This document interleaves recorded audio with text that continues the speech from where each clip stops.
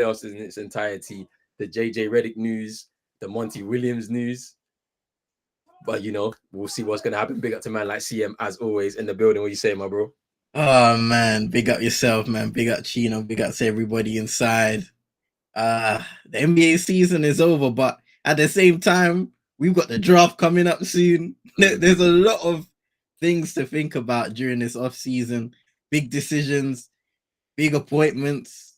Like it feels like in the sporting world, and I don't know if you feel the same way, bro. But at least in the last, I don't know, 5 or so years, it feels like there's never really a break from sports because there's always something around the corner. Yeah, it's true. It's true, man. We it's been non-stop for like time. Hey. But yo, big up to everybody who's gonna come through here on playback, and also big up to everybody on YouTube. We are simultaneously casting this over on YouTube as well. So make sure you're hitting the like button, subscribe button as well if you're new, notification button, all of that good stuff right there. Make sure you follow CM, subscribe to his YouTube channel as well. He's doing some Euros content. I'm sure we're gonna be seeing some Copa America, Jamaica. That's kicking off as well. I think tonight, the first game kicks off tonight. So we'll be seeing some content surrounding Jamaica as well in the Copa America. So make sure you follow him, especially on the Twitch, because I don't know if you're going to maybe put it up on the Twitch. Let's see.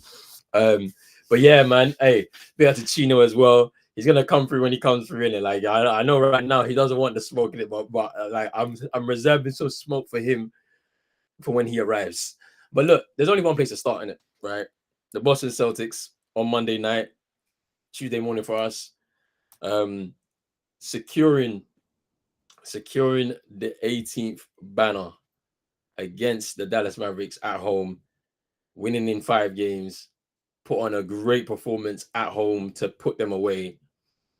The domination of this team throughout the whole season ended the season 80-21. Regular season and playoffs, which is crazy. Out of 101 games, they won 80 of them. That is such a crazy statistic. Jason Tatum and Jaylen Brown finally getting over that hump that everybody thought they couldn't. And the Celtics have secured themselves another NBA championship.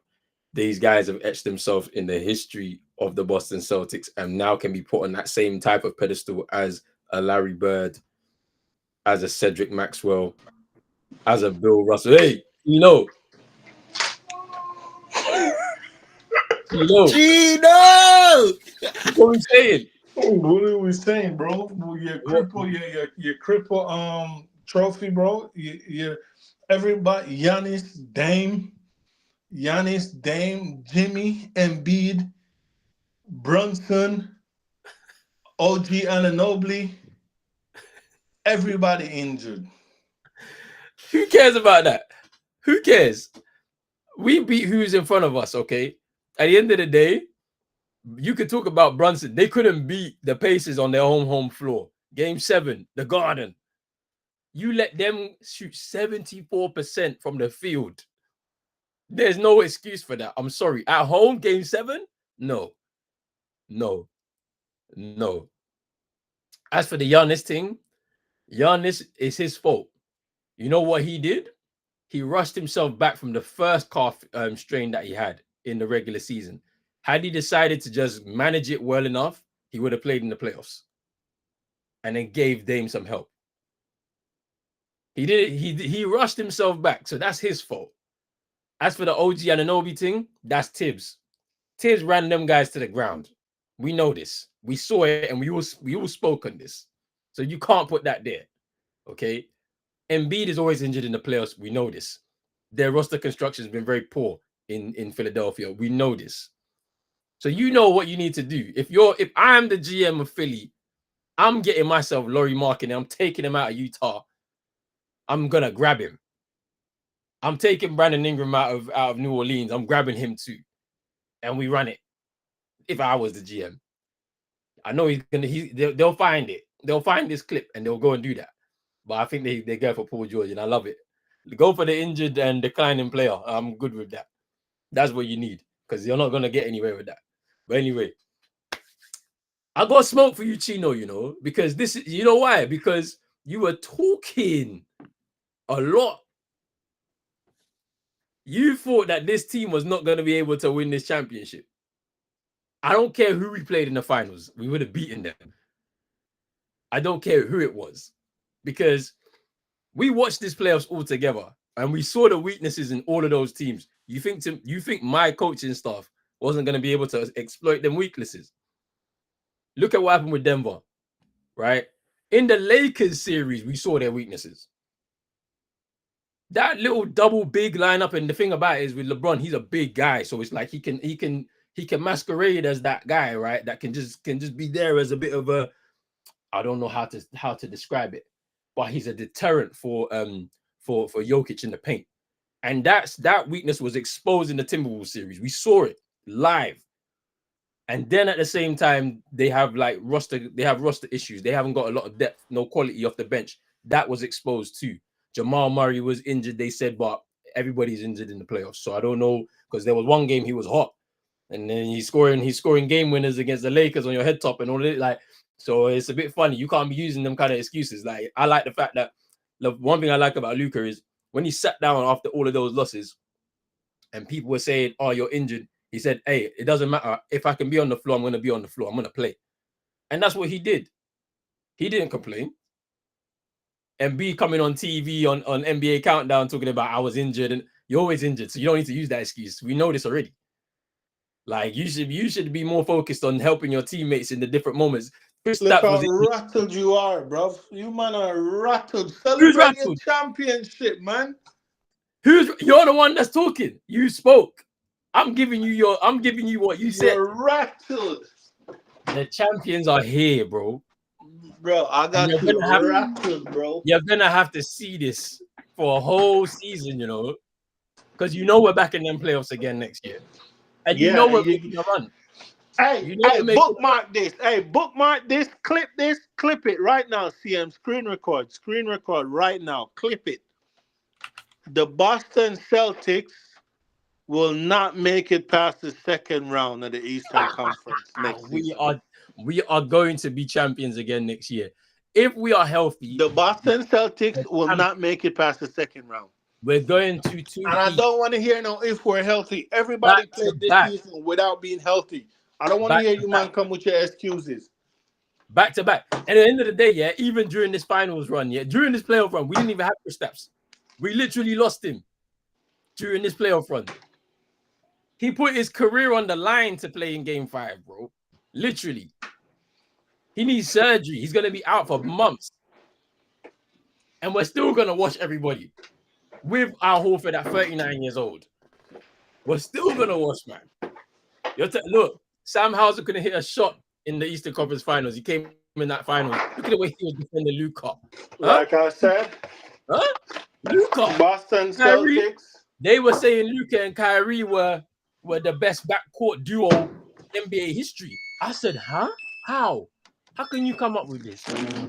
How? You man was saying that Tatum is not the face of the league. Chat, bro. This man just chat. Tatum wasn't the face of the league. Just chatting, bro. They said Jaylen Brown has no left hand. What's he doing with his left hand right now? You said Jaylen Brown had no left hand. You were the one laughing. Look. Finals MVP with a left hand, You ain't gonna say shit. You ain't gonna say I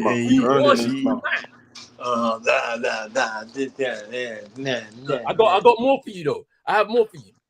Don't worry. I got more for you. I don't care what you're talking about.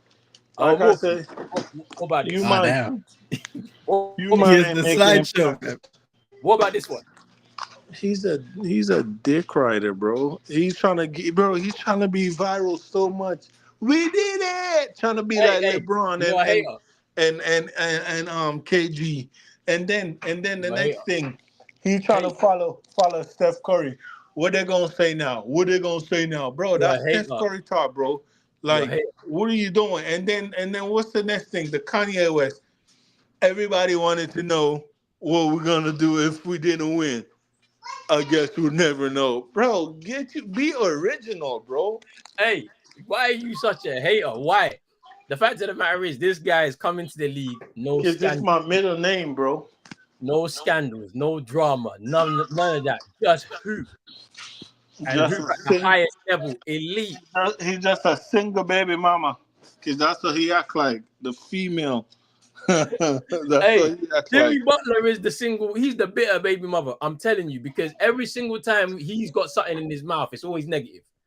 Instead of him to just shut his mouth and focus on his game. He has Don't worry, don't worry, don't worry. Listen, Yo, you man, Jimmy is 34 your and his whole Bucks are Boston 19. team, the whole Boston fans on Twitter is posting about Jimmy. Jimmy is in your head. You man is right. Hey, let me tell you this right now. Let me tell you this right now. Let me tell you this right now. Let me tell you this right now. Let me speak. And if I'm lying, God strike me down right now. Every Boston fan is happy that Pat Riley is a pussy, and he doesn't get Jimmy help. Because if Jimmy had help, you man will be done. If Jimmy had help, Jimmy can't play a full Jimmy season. had help, okay. Jimmy can't play a full season Yo, at the the only highest time, level. listen, in 2022, what you man had to He do? has to wait. Pitcher He has to had to wait. pull his He knee. has to take Pitcher had nights to off. pull his knee. He had to take nights off, yeah, so that he can get to the playoffs and play at a decent enough level. That is not a good player. A good player plays regular season full on and then gets to the playoffs and does the same thing again and even goes at a higher level. That's why your organization is right where it is, because your best player does not play with the attitude of a top man. He doesn't. Yo, see him. You can't take nights off. Yo, see him. Jason Tatum said, I don't care. We're on league pass playing against the Charlotte Hornets. You would think these men won their 7th title since 2000, bro. This is their 2nd title since 2000. This is their 2nd title, bro, since 2000, bro. Doesn't matter. We're champions. You hear me? Champions. 1, 2, bro. Champions. In 24 years, they won 2 titles, bro. Champions. Are you not seeing this? Champions, you know. We have the best duo in the NBA. Are we going to talk about JJ Reddick to the Lakers? Like, I really don't care to talk about. We got the best duo in the NBA. Hands down. No one can tell me nothing anymore. None of this face of the league. No, they are the faces of the league. JB and JT. No one can tell me anything anymore. Please. We're in their era right now. It's theirs. And next year, we're coming again. If you think we're not, sir, you're crazy. They're going. Now they don't have pressure anymore. They have no. Wait. The Thunders is sending Josh Gritty to OKC. Wait. OKC. Wait, hold on. Josh Gritty for Alex Caruso. Wait. Is this real? Oh, damn. The Chicago Bulls are trading 2-time all defensive guard Alex Caruso to OKC for Josh Giddey, coming from Woj a minute ago, or what, 10:08. What? Oh my God! Breaking news on Pros Only Sports by Trino. Stop playing with me. This Boston fan could never do that, bro. Yo, that's crazy. The trade. The Woj saying the trade delivers the fund of one of the league's most coveted role players, a 30-year-old guard who GM Sam Presti has long pursued for the Western Conference's #1 seed. Caruso's arrival could be seen as an addition comparable to the Golden State Warriors' acquisition of Andre Iguodala in 2013. Both were 30 years old. The Bulls have been determined to find a playmaker to replace Lonzo Ball, and Giddey comes with an all-star potential that would unlikely be realized with the Thunder because of the playmaking star power who surrounded him. Mm-hmm. The Bulls will offer him an opportunity to have the ball in his hands and so much more freedom to pass and score. That's an interesting one, right? Because I can say that Giddey's role in OKC has definitely changed from the season before, now the last season, to this current season, because you saw him playmaking on a lot higher scale, before somehow the shift in balances changed, right? But that's a crazy. Hey, CM, you got to react to this news, bro. What do you think? What do you think? Listen, hey, Alex Caruso is a player right up my lane, man. when you think about a guy that has proved himself, he's an NBA champion in his own right. You know what I mean? He's won, man. He's won. He's a winning player, great defensive player. and he's developed his game over the years too. So Hey, listen, CM, let me tell you this right now. Before you go on your rant, that's a great pickup, big man. Listen, you see Western Conference guards right now, like the Murray and the bro, they're looking at Lou Dort and Caruso like, what the fuck? Like, that's what I'm saying, bro. Yeah, like that's you got two of the best. Perfect example. You got Case and Wallace. Case and Wallace as well. Perfect example is Drew Holiday and Derek White. Perfect example, Roland. Fuck you. Perfect example, Drew Holiday. Bro, I swear to God, I'm gonna fuck him up, bro. I'm coming to England and I'm gonna fuck you up, bro. On my life, bro. My life. Well, go ahead, CM. Let me hear what you got. You know what? But that's my perfect example. Go ahead, CM. Look at who we've got. Hey, Chino, say that again. Who do we have? Who's in the backcourt? Who? Say it again, bro. Say it again. Who's in our backcourt, bro? I'm going on mute. CM, let's talk about the trade, bro. Look at this Boston fan. It got nothing to do with you. CM, go ahead, bro. Listen, hey, big ups to Chino for bringing up the examples. Yeah, exactly that. This is a player who will further strengthen our perimeter defensive game. He's a leader. He's a champion. And when you think about young teams, the biggest things that you can do is bring in guys that have the experience, that know how to win, have learned how to win over the years, and are ready to pass on that knowledge. So, like Chino speaking about Ludo, you're touching on Case and Wallace. Those guys can only get better by playing alongside a guy like Alex Caruso. He may not be a flashy guy, a star player, but he is going to add to this team physically and mentally. And those are the things for me that you need to focus on right now, because we last year we're the number 1 seed. Now, I'm not saying we're going to maintain that level, because the Western Conference is always topsy-turvy. Examples, the Sacramento Kings, the previous couple seasons ago now compared to this season. There are always fluctuations depending on what a front office does in the off season. But when you make moves like this, I feel like mixed in with the young talent that we have and the growth that is going to follow year after year after year, if you continue to do the right things in the off season, in between games and so on, the trajectory can only continue to go upwards. I've been a fan of Alex Caruso. His kind of ilk of player, guys that commit to every single possession, every single game. Those are the forms of leadership that young players need to see each and every day, not just in game, but also when they're training away from the game scenarios. Guys that are going to show them and give them the example of what they need to do and how they need to commit in order to reach the mountaintop of what Roland's being able to enjoy right now. So, listen, I'm with it. And on Josh Giddey, that man enjoying the Cripple Championship, bro. Everybody was hurt. Hey, who's in our backcourt? You haven't spoken. Who's in our backcourt again? Who? He's muted again. 2 times. Hey. Two times. Hey. Let me just touch on Josh Giddey. Yeah, obviously, like what you said, bro. He showcased his promise. When the team elevated this season, and you brought in other elements, different players, and we became a more well-rounded unit, we realized in certain parts of this season, and especially in the playoffs, the direction that this team wanted to go in, that definitely wasn't going to suit where Josh Giddey is currently right now. In terms of his inability to shoot. YouTube and what's this thing called? Playback. What China's about to say is his views and his views only. It doesn't concern CMR, Pros Only Sport, Roland. But Josh Giddey was too busy focusing on little girl.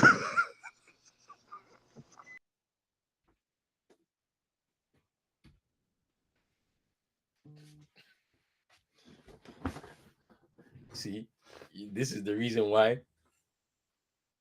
This is the disclaimer. This is the reason why they're gonna ban us, because of you.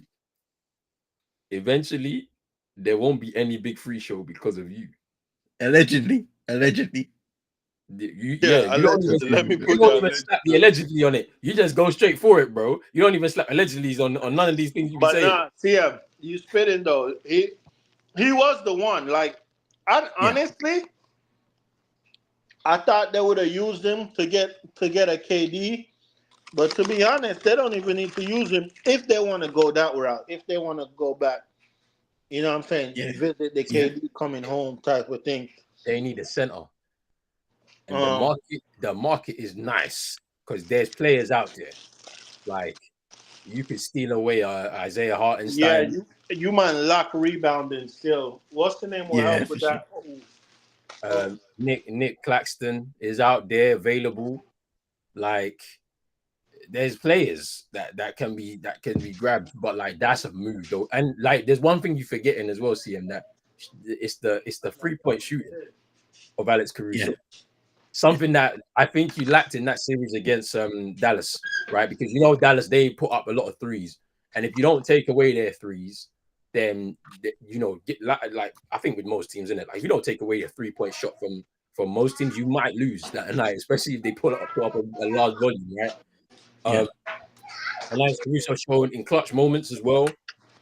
Defensively, he's a defender, like in those clutch moments, you know, and then at the same time he's shooting too. So it's like, it's actually a surprising move. I don't think a lot of people would have been looking at it, but like, yeah, like for the Chicago Bulls, we were looking at them a few months ago and saying, okay, what's happening, man? Like, Zach LaVine, he wanted to leave, gets injured. Caruso was on the market ahead of the trade deadline, depending on what was out there and what they could get back. And nothing looked like it was coming their way. So they finished out the season, get to the play-in, don't make the playoffs, and it's done. Now I feel like they've had enough time to look at what's out there, and they've decided to make a move somewhere that's gonna kick up their rebuild, I guess. Lonzo, this is interesting because Lonzo's potentially supposed to be back this season as well. And I wonder how his game changes, you know, coming back off that injury too, because I don't know if he's going to be able to run the floor like, you know, how he was prior to injury. I don't know if he's going to be a bit more of a defense guard now, you know, like is he going to be working a lot more on the lateral movement to be able to stay in front of guys? Like, is he going to be that guy? Is he going to just end up just being a baseline 3-and-D guy? Like, I don't know anymore with Lonzo, because it's been a long time since we've seen him. The worrying thing is he has spoken on the work that has gotten done on his knee and how like he's replaced it. Like he's had to, what was it? Like he replaced the cartilage in his knee or something like that completely. Like those procedures sound like a lot of wear and tear on your knee, on your body. How does that translate, like you said, to the player that he used to be and the player that he can possibly be for the now and potentially down the line as his career continues to go on and he continues to age? What we knew about Lonzo Ball prior was he's an excellent playmaker. He was one of the best defensive guards in the league. His 3-point shooting, I think, will, you know, hopefully if he returns nice and healthy, will be a benefit to him. The fact that he developed that 3-point shot in New Orleans, because he's going to have to be a threat depending on whether his athleticism is the same as it used to be. But look, all blessings to him. Hopefully he can come back. I feel like this move also does tell you the Chicago Bulls are ready to let it fly. And what does that mean for DeMar DeRozan? What does that mean for Zach LaVine? I heard something about Utah. I saw something about Utah earlier on and them monitoring him potentially. That's a move, because then who goes the other way? I was like, is Laurie Market gonna go back home? Like, it's like what? That's an interesting one. And then we talk about Vucevic as well. That has not worked out at all. It hasn't even worked out. Like, let's be honest. That move at the time, you were saying, "Ooh, that's a good move for the Bulls," and I think they felt that as well. And it just like what they built. Who the Magic got out of that trade? Look, I'm cracking my bones. They got Paolo, right? I think France is one of them. Oh, France. Oh, France. For real? Oh, wow. Yeah, it's crazy. That's crazy because they're gonna take another leap. I'm sure they got some moves to make as well, Orlando. But yeah, man, like that's an interesting move, man. Like, and I think it's the right move as well because obviously they were like Chino was talking about, the KD situation. It's like you've got yourself a guard, yeah, who plays on both ends of the floor, right? And he's in his prime. He's 30, so he's not that old. Like you go for a KD, he's 35. Like what is like? I'm not saying KD's not finished by any means, but it's like things will have to change dramatically for him. Like he's not going to be standing in the corner. Do you know what I'm saying? Like how they said he was doing this year. Like he's going to have the ball in his hands at a larger rate so he can get to his spots and hit his mid range, and he's going to be basically operating in the same areas as Shea. And you don't want that, right? Like he's not coming off the bench. So you go for somebody like Caruso. Giddy was always the one out of all of the team that, from a contract extension perspective, like he was going to command a lot of money. So it's like, yeah, maybe you kind of move him out. And then I think Caruso's only got a year left on his current deal. And I think he's eligible to renew when. So I'm just like 6 months from the date of the trade. So the Thunder made the trade. What is it? Approximately 80 million extension. Exactly 6 months from the date of the trade. The Thunder made the trade with the hopes to have Caruso as an integral player for the long term. That's crazy, man. Because I'm not gonna lie. If OKC get themselves a decent center, and like that Hartenstein one looks mad interesting to me now, because look at what he's done this year. He's improved a lot because of the amount of games he's had to play for New York because of the injuries. Like he was basically their starting center. He shifted Mitchell Robinson out of that position, even though Mitchell Robinson was back, right? The rebounding, he's like, how they play. They really crash boards over there in New York. Like Tibbs expects that. So like now you've got somebody who's an automatic at that position that was just gonna keep grabbing boards and keep you going defensively, keep you going in transition. Like if Sam Presti can pull that off somehow, it's a mad situation.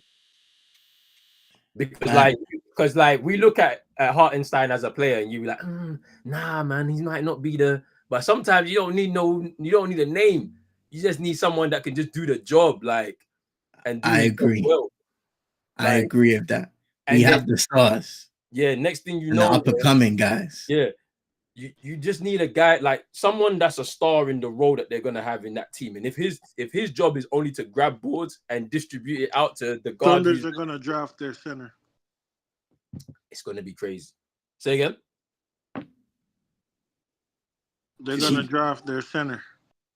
But who's in the draft though? Who in the draft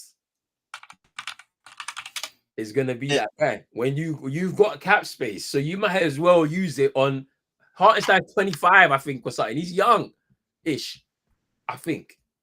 25, 26, let me see.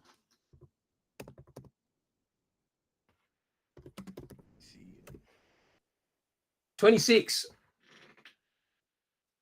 It's like perfect age at that point. Like he's probably had his best season ever. Like he's literally on the rise right now. That's the one you go for, I think. Yeah, I hear it. I've seen some. I've seen a couple, guys in the draft as well. And so I hear it. I hear what Chino's saying as well. He brings up a good point. We'll have to see what happens, man, because the NBA draft is around the corner. The thing about the Thunder is they could still do something with those picks, depending on what the ideology is of Sam Presti going into the next season. So I'm just patiently waiting to see what happens, man. Number 1 seed in the West. It's crazy. How do you look to maintain that level of success? To be at least one of those top 3, 1 to 3 seeds in the West. I think that's what you want to be maintaining, at least staying in those positions. Yeah, because you said it, bro, at the start of this, like the West is so unpredictable. it's like I wonder what direction Timberwolves are going to go in. I'm not saying they need to overhaul. They need to do something about that big situation though, because it was exposed, like in the West Finals, right? And then like Denver will this experience that they've had cause them to make some better roster decisions, or in terms of their depth, or is it going to be a situation where some of their younger players have had a year where they've been able to experience and now step up another level? Like, are the Kings going to come back to the level that they were at? Like, who knows? You know what I mean? Like, what's going to happen in Golden State? It's looking like a mess right now, but like a couple moves, next thing you know, you're surrounding Curry with some I'm not going to say young guys, but like guys in their prime who are ready to go again for a run. Like, you just don't know like who's available and what could happen. So it's just like it's a game of chess, and the Thunder have already put their pieces on the board, already ready to attack that crown. Like, because them doing this move right now puts everybody in the West on notice about, okay, what move do we need to make? Because that was a good move, right? Like, it's a player that is available, and to be honest, a lot of teams need to be careful. Don't be trying to match these man. We can go band for band. We can go M for M. No, don't do that You with go them, EM for bro. EM. That man got picked, bro. That man got mad picked. They didn't even use none. They didn't even use a pick to get Caruso. So don't even try to go band for band, bro. To Rhoda's point, yeah, you're replacing a 33% 3-point shooter this season with a 40% 3-point shooter. He can shoot. He don't take a lot, but when he does take them, he knocks them down most of the time. Listen, right? Caruso is not that tall, but I see man clamp Giannis up, bro. Like Giannis. He's a lockdown defender, bro. When you need him in the clutch, he's there. Like, he's there. Like, we seen it. That's probably LeBron, one of LeBron's favorite teammates to play with. He'll probably tell you that himself. Like, that time in the Lakers, like, he was cooking. I couldn't believe the Lakers didn't pay him. I couldn't believe it. They should have paid him. And think about it. That was the guy that came up in Los Angeles. When you think about just that was the one that they let go, and that was a big mistake. They needed him. Like, you think about that West Finals run they went on the season before last year. Like, they needed somebody like that. They had defenders, bro. Like, they had KCP, Caruso, and at the time Kuzma played a little defense before he got to Washington and became a dickhead. They needed him, man. They needed him in that West run. They definitely needed it. Like, because Jamal Murray was getting what he wanted in that series, man. Like, but yeah, it's kind of crazy, man. All right, well, seeing as we're talking about the Lakers, you know, I wanna say something real quick about the finals though. Before we do a hard pivot, I want to say, as much as we speak about, and congratulations to Boston Celtics, innit? As much as we speak about 3-point shooting and all of that stuff, the highlight for me was on the defensive end. And after game 4 and the way the Dallas Mavericks were able to get that one game in Dallas before going back to Boston, it was a perfect response in game 5, and they did it through their defense. They knocked down some shots. They demoralized the Dallas Mavericks, but and there was an emphasis from tip-off to say, we're not going to make this easy on you. We want to finish the series tonight. And for me, you take your hats off to the coaching staff, to Joe Mazzulla, the players also, for executing and playing hard on defense. Because when you look at Jaylen Brown, he hasn't just earned that finals MVP because of his offensive brilliance.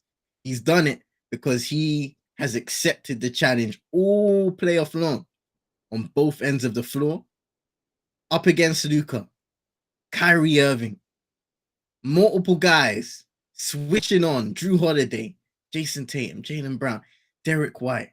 These guys essentially they put Kyrie in prison, bro.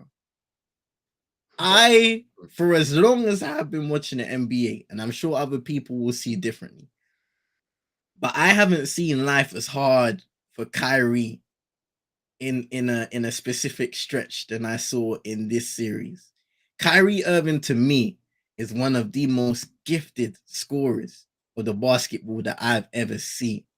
This guy can get through any small hole due to his handle, his ability to score in an array of ways, and the Boston Celtics simply shut him down for about 4 of the 5 games in that series. He was not the Kyrie Irving that the Dallas Mavericks needed in order to deliver that championship. And Luka Doncic, even for as good as he was, he had his struggles on the offensive end too. So much so that he was extremely inefficient from the 3-point line. I think leading up to game 5, he had made, what is it, 1 in the series in total? That's an interesting stat. Or up to 1 of the games, he had scored like 1 3-pointer. I think in the series in total, I think he made 6 out of maybe 30 shots, 33 pointers. So it may have been game 4, maybe game 4 leading up to that point.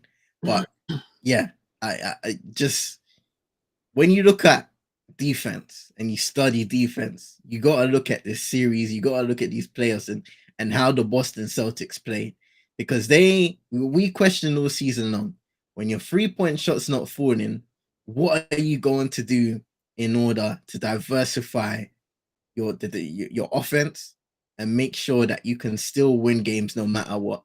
And what I saw was playmaking, a massive development. Jason Tatum, multiple guys, Drew Holiday, when they kept the turnovers low and they were playmaking and creating shots, they were a better team because of it. And another factor was elite perimeter defense, and also on the inside, the guys defending the rim. The master stroke from the coaching staff was putting Tatum on the 5. So it took away the... I'm here to tell you, man, right now, we don't care. We don't care. Tatum was guarding Derek Lively and Daniel Gafford. That's what he was doing. You see, sacrifice? That's what sacrifice is. Where he has to play off ball. And then on the defensive end, he's doing what he needs to do. Jaylen Brown said he wanted to be all defense this year. He didn't make it. How he didn't make all NBA? Criminal. I don't understand it still. They said he had no left hand and he became a finals MVP. That's all I'm trying to say. Like, everyone said we shoot too many threes. We shot horribly in this series. We didn't have that Celtics hot from 3 game in this series, but we won 4 of the 5. That game 4 was an anomaly.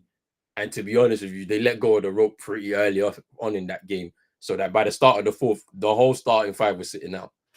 They knew what they needed to do. They knew what they did wrong.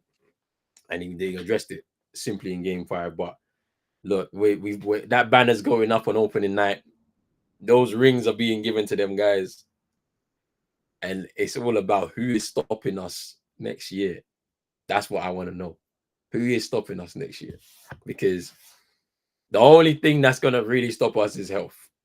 That's how I see it. Because that whole team is coming back. The owner said it.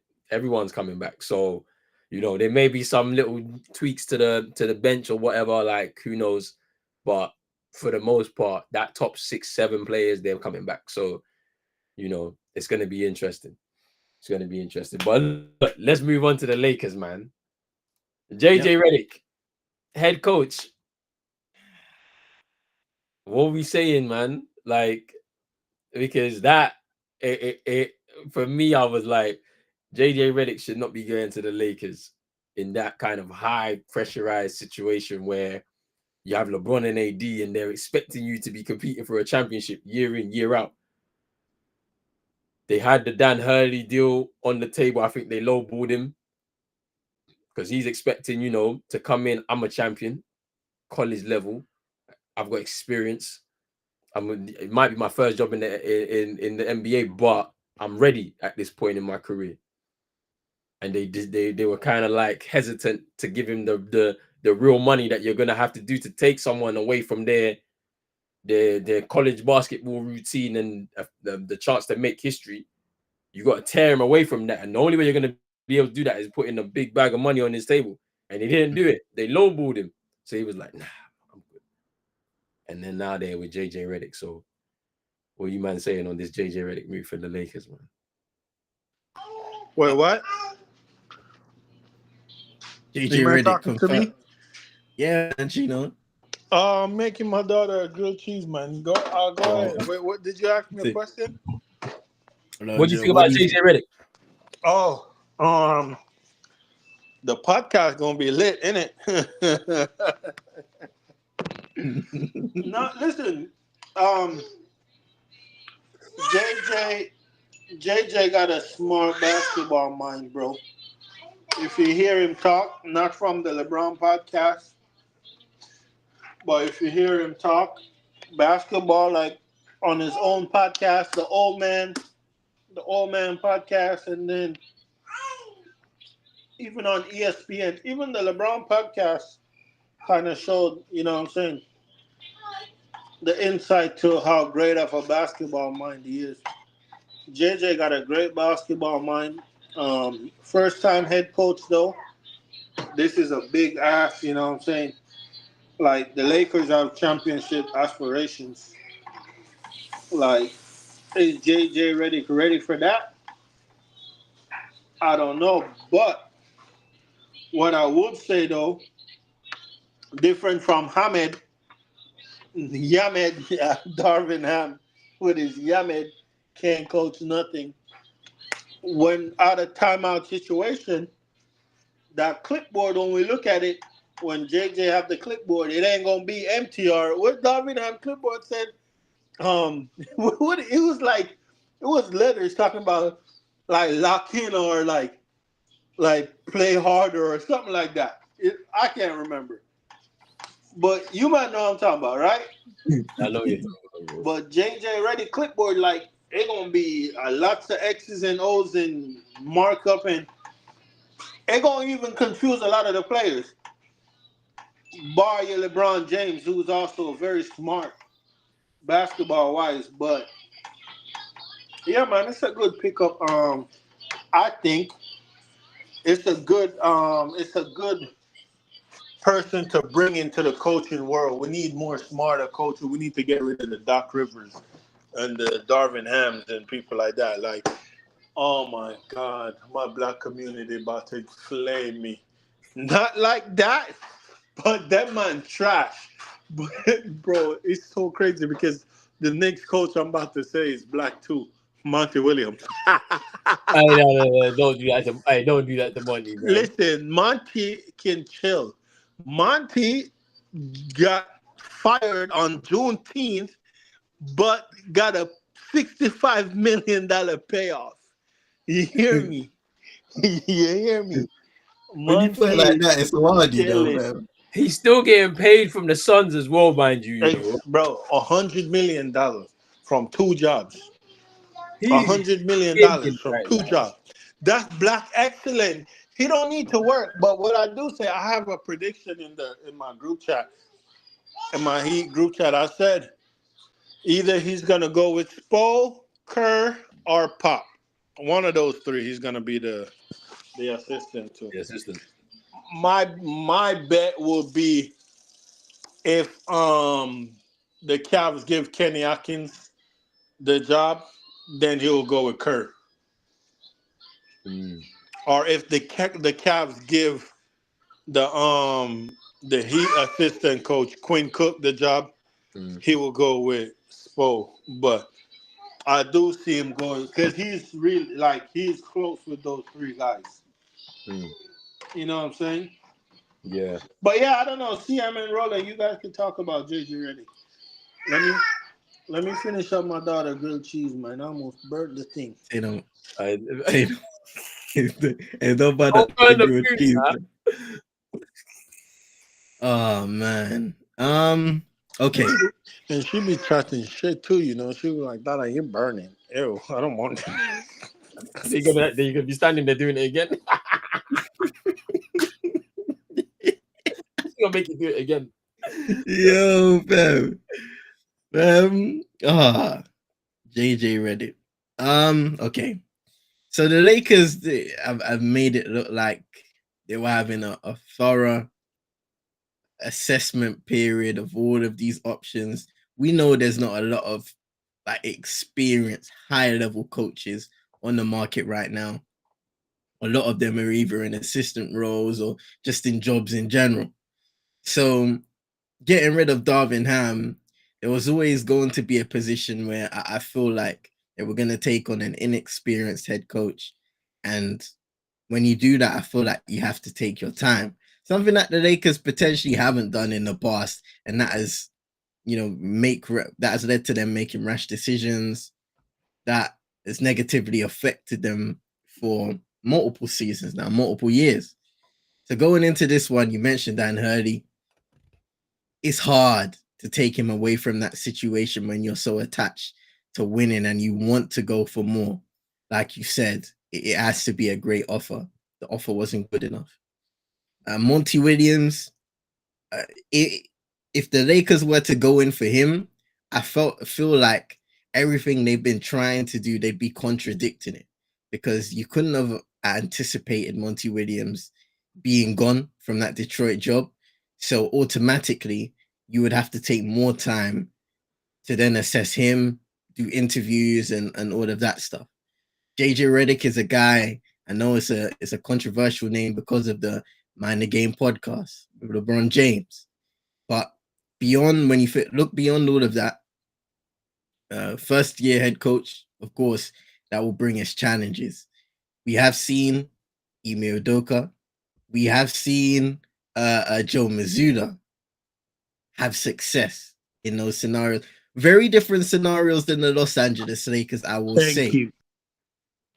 Very, very different scenarios in the Los Angeles Lakers, just because of the nature of where they are right now and the pressure that comes with playing and coaching stars like LeBron James and the news and all of the things that circulate in Los Angeles when it comes to being the head coach for the Lakers.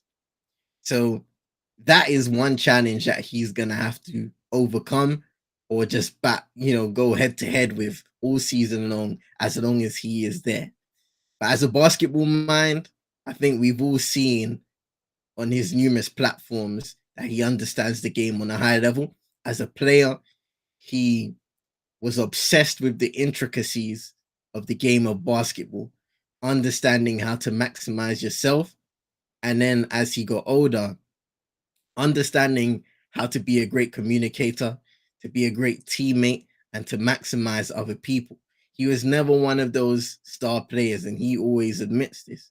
But what he was a guy that embraced his role as the player that he was throughout his career and the leader that he became. And when you mix that in with his level of thinking when it comes to the game of basketball, that does potentially translate into a good head coach. So we'll have to see how it goes. But I was reading to Ronan the comment from Shams's article that really told me where I think the Lakers are going right now. So let me read it out.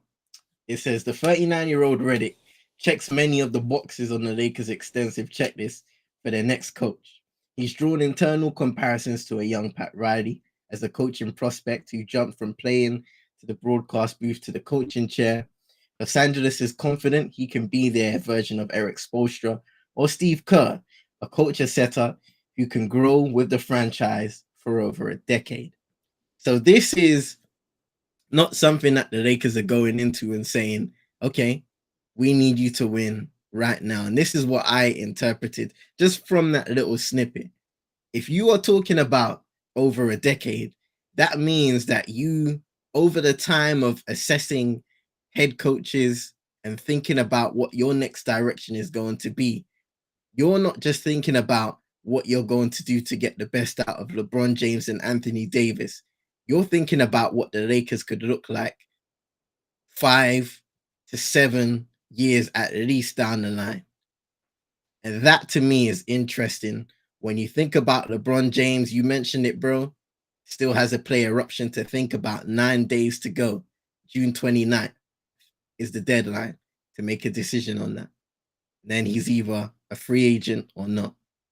And then whatever happens with the decision LeBron makes, it goes down to Anthony Davis too. What does his future with the Lakers look like? So that's the two core guys, and then everything around is what it is, right?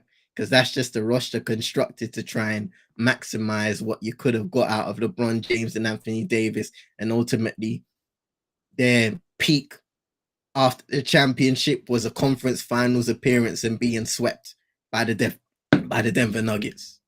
So that wasn't exactly a successful roster construction, but you have it. So you're bringing in a guy, a first-year head coach in JJ Reddick. Great basketball mind, understands the game with the best of them. He's been a player. He can communicate with players, has good relationships with players. It's underrated having understood that he's had multiple podcasts, not just Mind the Game. He has his Old Man of the Free. He's had multiple NBA guys on. They have discussions about the game. They break down the game with him. He breaks down the game with them. And that is a very unique way of how he was able to, even on ESPN broadcast, a unique way of how a guy has been able to showcase his knowledge for the game of basketball on your traditional media platforms, traditional and untraditional media platforms.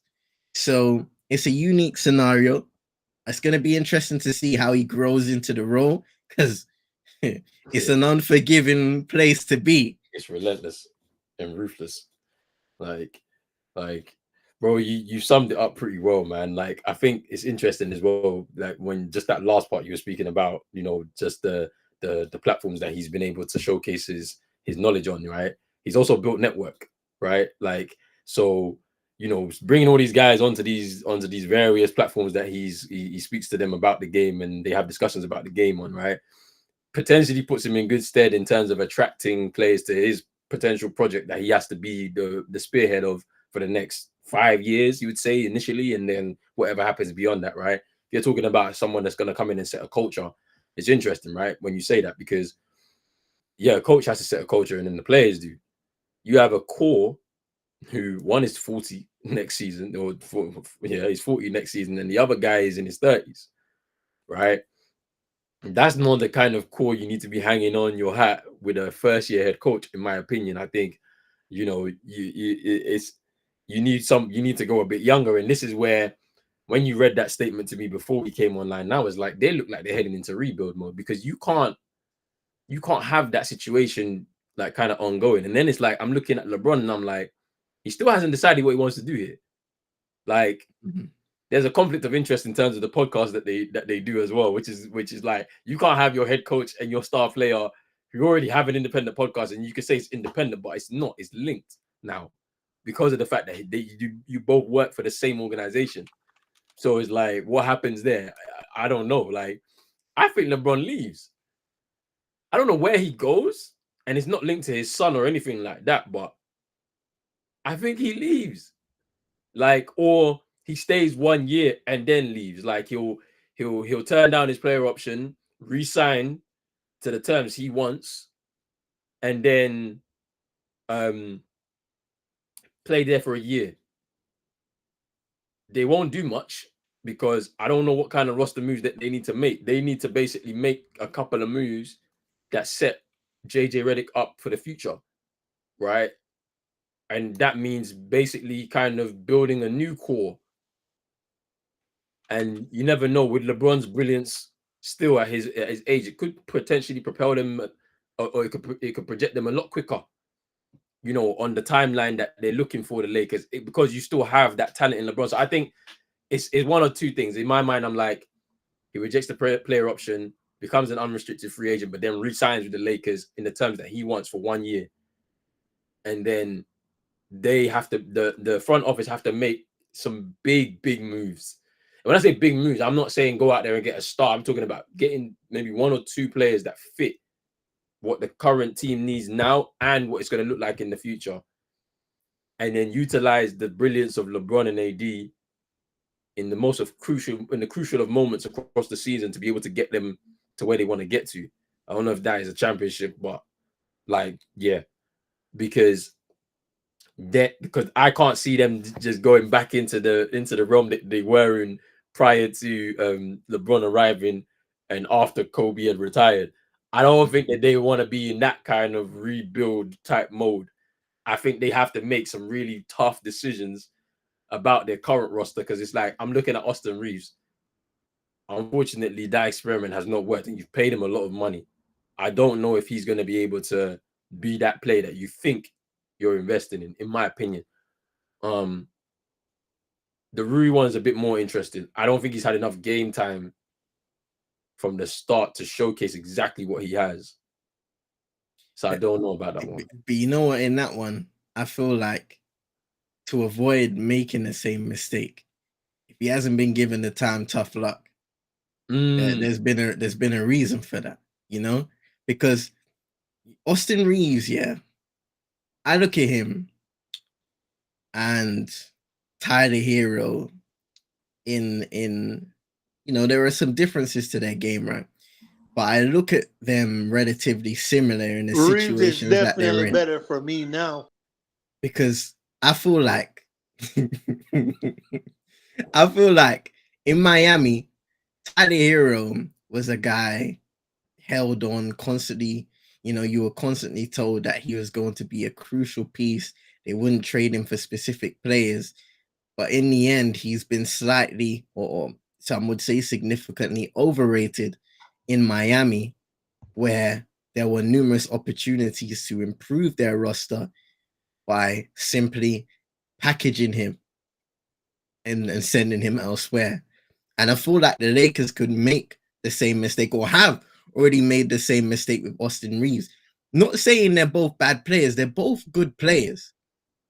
But they were regarded, or Tyler Hero was regarded as a guy that could be a top player on that Miami Heat team to make deep playoff runs. Austin Reeves was that guy who was seen as the up-and-coming star, the guy that could be a crucial contributor on that LA team. And ultimately, maybe that was too much pressure to place on the shoulders of Austin Reeves. So for me, when you look at Austin Reeves, when you look at guys like Rui Hachimura, you don't overrate them to what they could be. What are they doing for you right now? You have to be brutal. And I think the best front offices understand that sometimes they have to be brutal with their decision making to get where they need to be. And I feel like Boston and Marcus Smart. There you go. Ruthless, Chino coming in, singing gospel, coming off mute and singing gospel. Marcus Smart was the longest tenured Celtic on the roster, the heart and soul of the team. And what did they do? They sent him away. And ultimately, the season that follows is a championship winning season. First championship since 2008. After multiple conference finals appearances, an NBA finals appearance that resulted in a loss. The best of the best front offices understand that sometimes success has to go above sentiment, especially if sentiment isn't bringing you success. I hear it, man. I feel like it's an interesting scenario. I feel like what needs to happen is the right move would be LeBron rejects his player option, re-signs with the Lakers for 1 year, and that's all he'll commit to, right? JJ Reddick has 1 year plus the front office basically making some seismic moves. When I say seismic moves, you're actually committing to a core, not them two, because them two are basically on their way out of the organization. But being totally honest, like, because you know the moment that LeBron leaves, AD is following out the door. he's gone because he's already told us that we can't have confidence in him leading. We can't. So you have to bring in the leader. I don't know who it is though. I have no idea. They'll have to do something creative, in my opinion, to get themselves a couple of players that basically will be at the core of this team for the JJ Reddick era. So like, yeah, I think it's an interesting move. After you read that statement and now us discussing it, I'm not so sure I lean towards rebuild yet. It might not even be a rebuild. It might be just a quick reconstruction of that roster to put them in a competitive place, because you should be thinking about competing with what's going on right now in the West, which is OKC, young team, but now starting to accelerate that by bringing in some experience, but pieces that are necessary for their development and for their success. The Timberwolves, who are basically right there because they have to play at the same defensive intensity like that again next year. They have a big situation that they can tweak, and if they tweak it right, it works. And then they've got Anthony Edwards, who's about to make a playmaking leap. Hope for in this next year for him, where he had elements to it this year. He struggled a lot and turned the ball over a lot when he got caught in those traps this year. So we'll see, hopefully, if he makes that leap. And then you don't know what's going to happen with Denver, right? Best player in the world that they have right now. But that supporting cast, and I'm not talking about the starters, but I'm talking about the bench guys, is not enough to come off the bench, because you need guys that are going to come off the bench and shoot threes. Like, you're going to need guys that's going to be on the defensive end locked in them crucial moments. Like, guys that are going to run the floor, crash boards and run, get out in transition and get to the cup. Like, they had that in that championship year, and they didn't have it in this year. So yeah, it's interesting for the Lakers because they're under pressure. Rolling. Go on, bro. Fuck Boston, blood. Hey, the hate is. I love it though. I love it. Listen, Chino's standing on business. I love it, man, because. Oh, let me tell you this, Roland. Let me tell you this. Who's in our backcourt again? Roland, listen. Who's in the backcourt though? Can you tell me? At the moment, no, you might have Derek White and Drew Holiday. Thank you. But listen, I'm not even gonna live in the past and be like, oh, Jimmy Cook, Drew Holiday like the other. I don't even talk about that. I don't care about none of that. Jimmy Cook, Drew Holiday, and we didn't win the championship. Anyways, listen. Let me tell you this. For one, fuck Boston. For two, I know Miami suck right now because we need players. We need talent around Bam. But let me tell you right now, I'm just noticing, bro. I'm the noticer. I'm noticing. And after the NBA final, which ended what, 2-3 days ago? When was the finals? Sunday night? Monday for you, Tuesday for me. Monday. So Monday night. So after Monday night, Tuesday morning, Wednesday morning, today's Thursday, tomorrow's Friday. And teams can re-sign their free agent after the finals. Or they can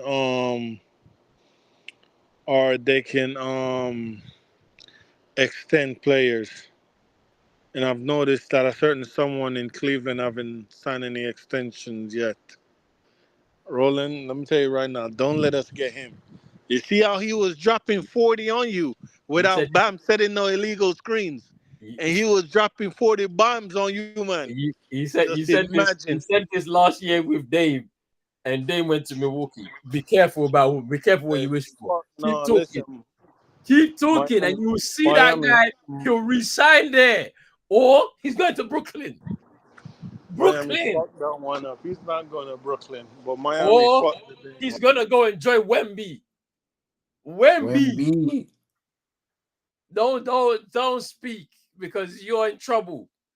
Figure out that Jimmy Butler situation. That's what you need to figure out. The guy doesn't even know where he wants to be. He might go to the Sixers or something. Figure that one out first. You're talking about Donovan Mitchell. Donovan Mitchell don't want you. Dame don't want you. You man saw the Kendrick Lamar show last night. So Yes. DeMar DeRozan went on stage and he was like, he was singing a song talking about certified lover boy, certified pedophile. And they said, no, he got to play with one. Hey! Hey, I didn't say that. That's what the tweet said. Not me. Not me. If you want to see the tweet, go to at Brody Dick Ryder. No, no.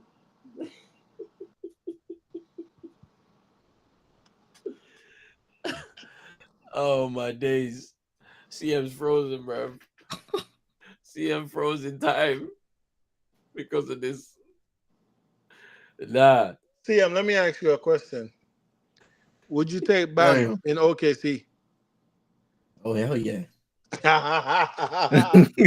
Is that even a question? imagine Bam, Huh? Chet, Bam, Chet, What? Lou Dort, Shea, and Caruso. Hey. Fuck, that's a good Bring Bam starting here, fam. five. We're winning the 2025 championship, bro. Oh, Good. definitely. We're Hey, winning it. in the We're fight, winning it all in the we're finals. in the finals. We run it back. Put up the first banner, fam. We're here. OKC Celtics finals 2025. Hey, we're here. We're ready.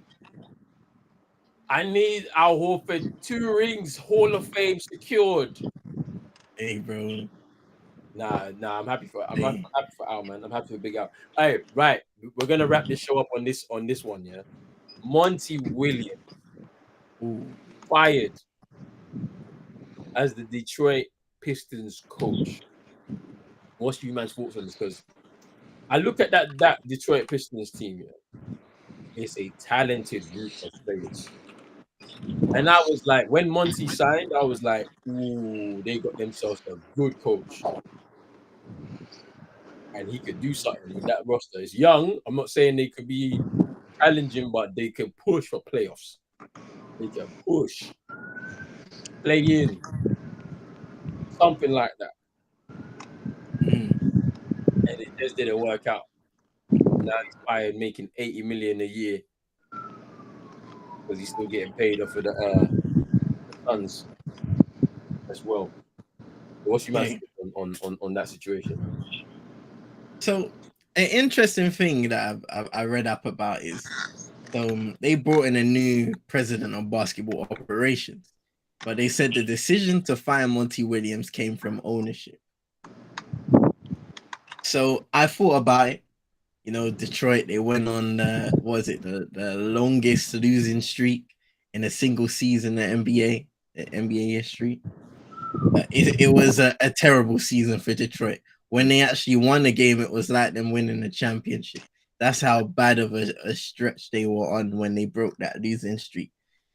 And Monty Williams he's getting paid big bucks, but the idea was for them to bring in a top coach who could be, for me, relatable to those young players, get through to those young players, and coach them and improve them as time goes on. Now, this has been a tumultuous season for them, and this just adds on to the disappointment after disappointment when it comes to being the Detroit Piston for all of these years. After their, early 2000 success and so on, they flirted with stuff in the mid to 2010s as well, but never really got to that level. For me, it came out of the blue to get rid of a coach in Monty Williams, because the question that comes next is, who are you going to bring in that's going to significantly help that young core to transform them, help them become a better team from what they were this season? And I can't see any coach coming in and doing that. For me, they've dug in and they've brought into this process, and you have to live with that. Now, it depends what their new basketball operations does this offseason, of course, what they're able to do in terms of draft picks, the players that they have at their disposal. But again, I just felt like Monty Williams was in a situation where potentially he couldn't have done any much more with the roster that he had.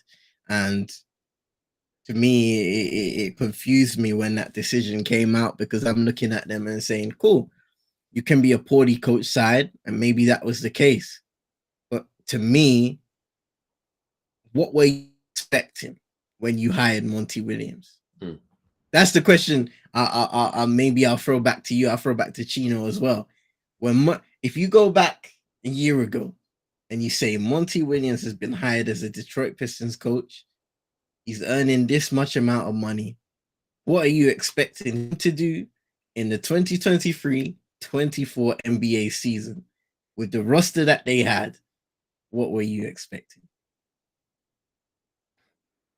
I thought push for playing. Like, you brought in the coach yet, comes off of the back of 60 wins, right? Then he gets them back to the playoffs, and then they where did they end up losing? Second round, didn't it? To Denver, right? Because Chris Paul got injured. Right? All right, cool. So Phoenix, let me see Phoenix. I'm sure. I remember they had that. And that situation was because DeAndre Ayton, they should have let him go to the Pacers, man. He ruined that situation for them.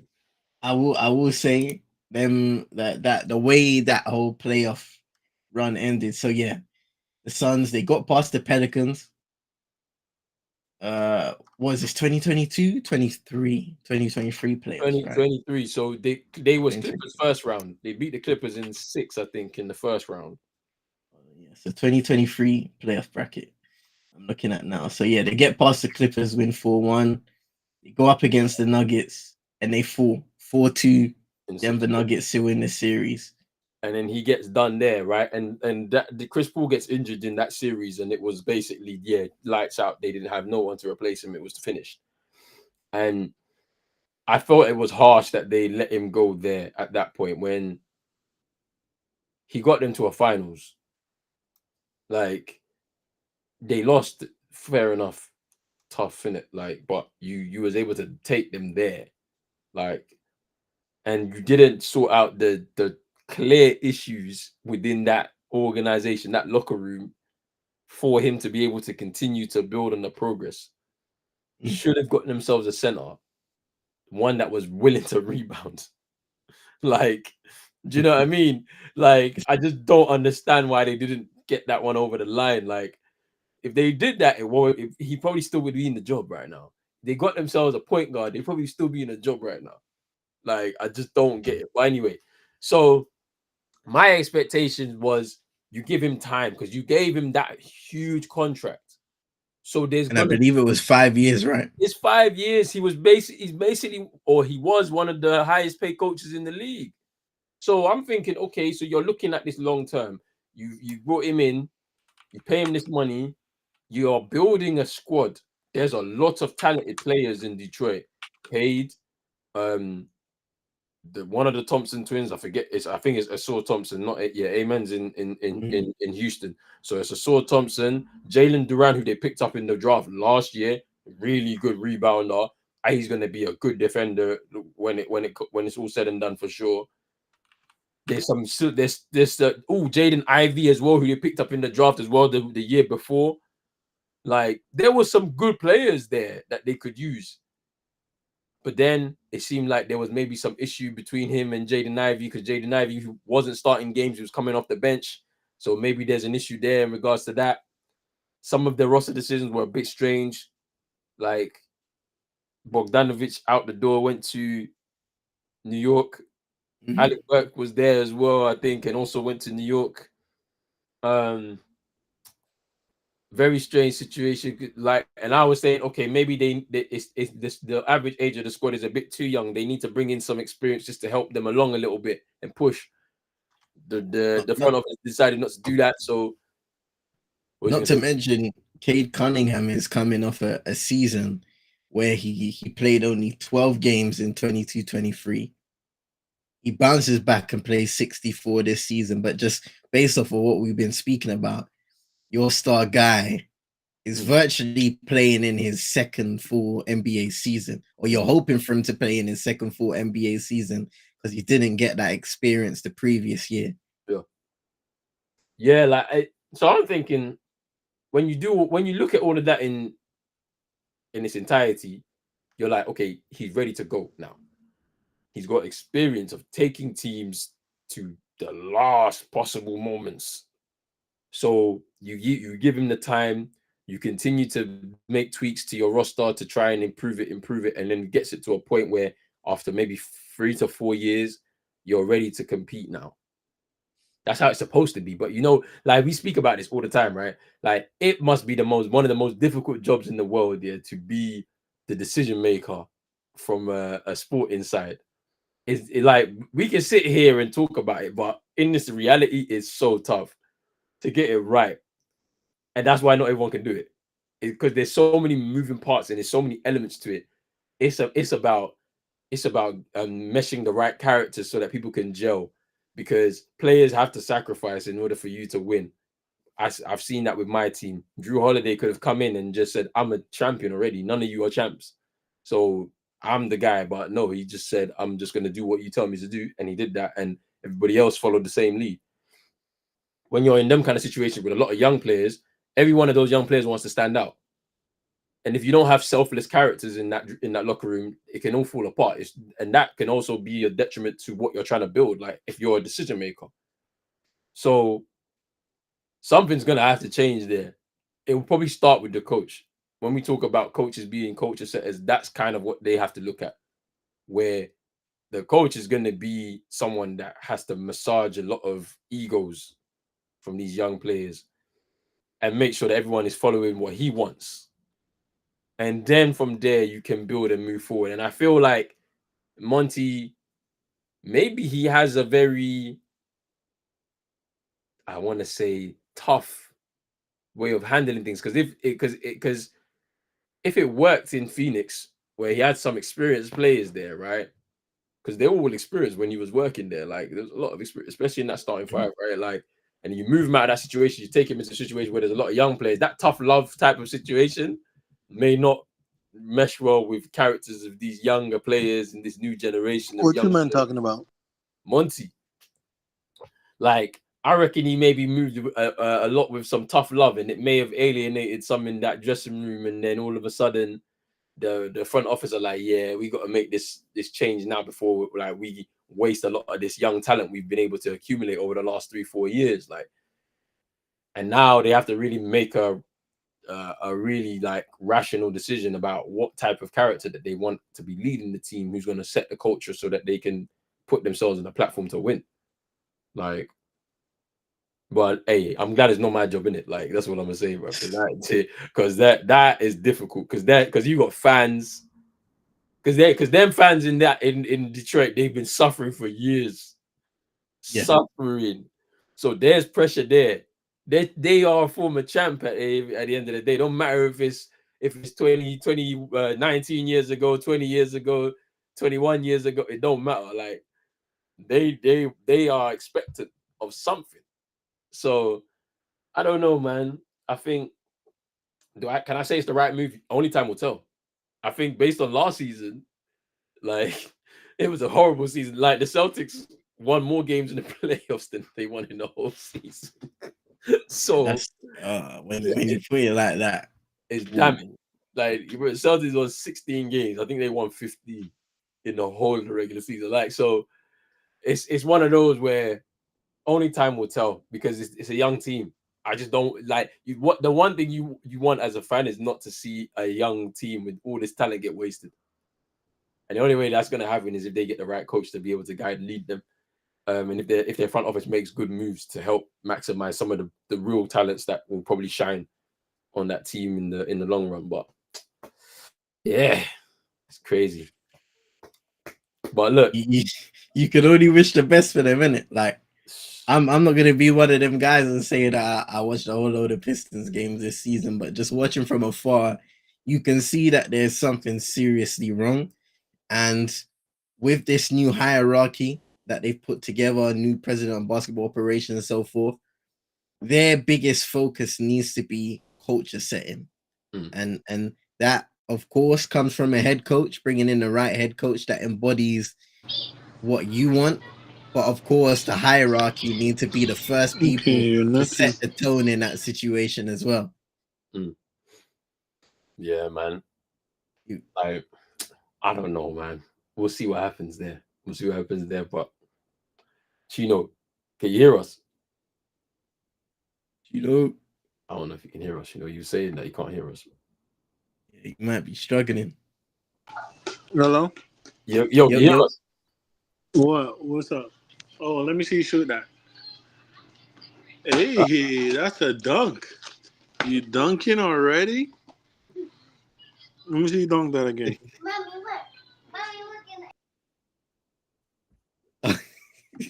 He's coaching right now.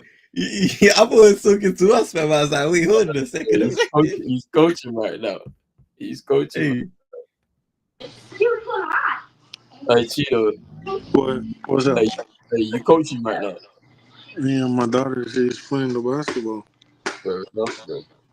Hey, talk to me about Monty, bro. What? Monty thought good fire talking about he was surprised. Why are you surprised? Why are you surprised? Monty's rubbish. but he's set though. He's set for life, isn't it? He's good. 1 year and done. Nice guy though, but yeah, man, the Detroit Pistons had too much. They took too long to pull the thing on Killian Hayes. Bro, was garbage. You know what? Yeah, that's an interesting one as well, bro. Like, I don't know why they left it too late. They were hanging on for dear life, thinking he was going to develop into something that was going to be like leading in their franchise, and then look at the players that they bring in afterwards, bro. Like, it's like you were wasting too much time, man. Look at the guys you brought in the draft now, like crazy, man. Hey, well, we're gonna end it right there. The NBA season has finished, but it doesn't mean content will stop. We got some stuff to do, man. Like, we're gonna be using this playback in little different ways. I want to definitely start the gaming up over the next few weeks for sure. Hey, gaming, yeah. Yeah. So just look forward to some streams on Twitch. What's he talking about? On playback, I'm gaming, bro. I'm gonna be back on the gaming, bro. Like, I'm, on the EA. Might do little Euros. Let me see if I can do a little Euros tournament. Little see what I'm gonna try and go with one of the minnows, bro. See what today? Happens. No, not tonight. Oh, maybe tomorrow. Kick it off. I need to get my setup in the living room because that's where all my stuff is. But yeah, I gotta figure it out. Let me figure it out, and then we'll be good to go. But anyway, banner 18 is being hung up. Finals MVP is behind me. We ready. Back to back. And we'll be back with the big free show for sure. There'll be some streams during the summer, just little different types of stuff for sure. But good luck to everybody for next season because we're coming again.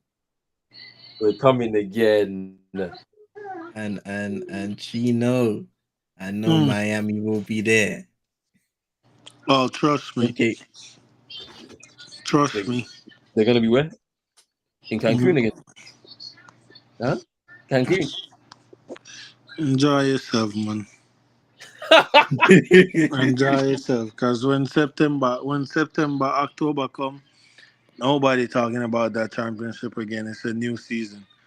We talking about it. Enjoy yourself. You might gonna talk about it for the next 10 years, because that's how long it's gonna take for you to win another one again. Just like how it took. With that core, it's not happening. With the core we have, no, it's not happening. No way. They've tasted it once. You think they're not gonna taste it again? They're tasting it again, bro. It's all good, man. Don't worry. We're back.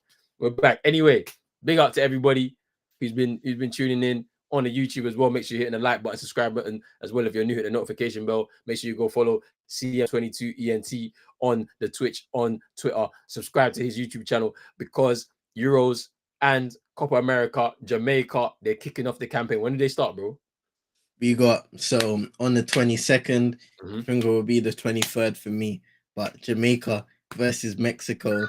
It's gonna be me, Will, Santi. Some others might join as well. We're gonna be doing a joint watch on your YouTube. Yeah, we'll be there.